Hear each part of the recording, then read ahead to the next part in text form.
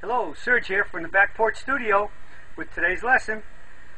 I was given a lesson actually today, and I saw a student who had a very good overall swing, but they tended to get long at the top of the backswing. And we know that the peak performance golf swing is described as a limited turn, three-quarter backswing. All right? But he was getting up here and then at the top going like this all the time. Now we know that most people believe that the golf swing is supposed to have wrist cock in it, that you cock the wrist and then you snap the wrist down here, then that's where you get your speed. But I think if you've been with the peak performance golf swing long enough, you've seen enough of the proof that I've put out there to show you and tell you that there's no wrist cock or wrist set in the golf swing. We set a nice flat wrist, we keep it flat all the way up to the top, it comes back to impact flat, and we come back up and finish in the tee finish, and it stays relatively flat. There's no wrist cock. My surgism is good wrist action is no wrist action. But we still see a lot of this at the top. And go to any driving range, any golf course, you're going to see a lot of people still getting a parallel, and they're trying. And many times, even if they're trying to stay three quarters, they still go there, and they feel like they're keeping their wrists rather firm. So what's happening?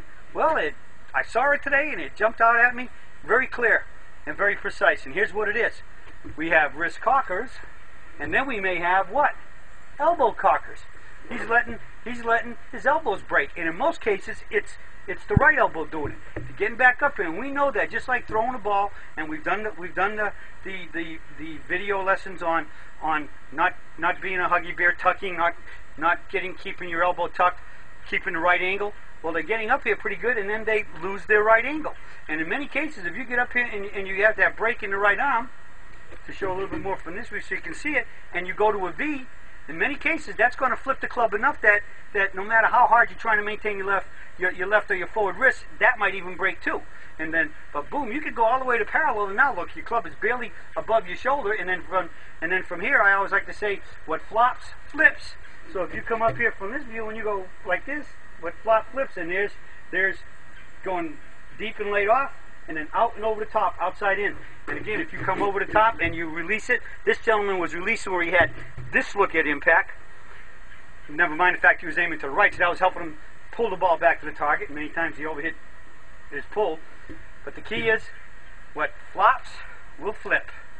And what flops flat and inside is going to come back, it's going to flip over the top and outside and in, where you could hit pulls, and if you hold on, you can hit the ball to the right.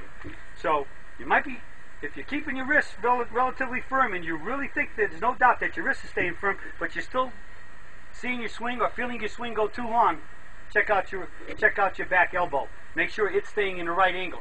So if this stays firm and that stays firm, you'll have in the mitt and up the tree and straight back down impact, so you can go in the forward mitt and up the tree.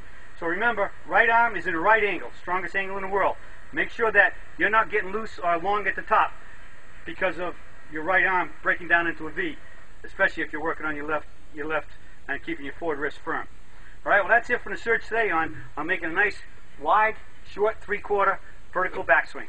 Do these things and you'll be hitting it more solid, straight, and longer, and playing a lot more consistent. Okay, well, I'll be talking to you all again soon.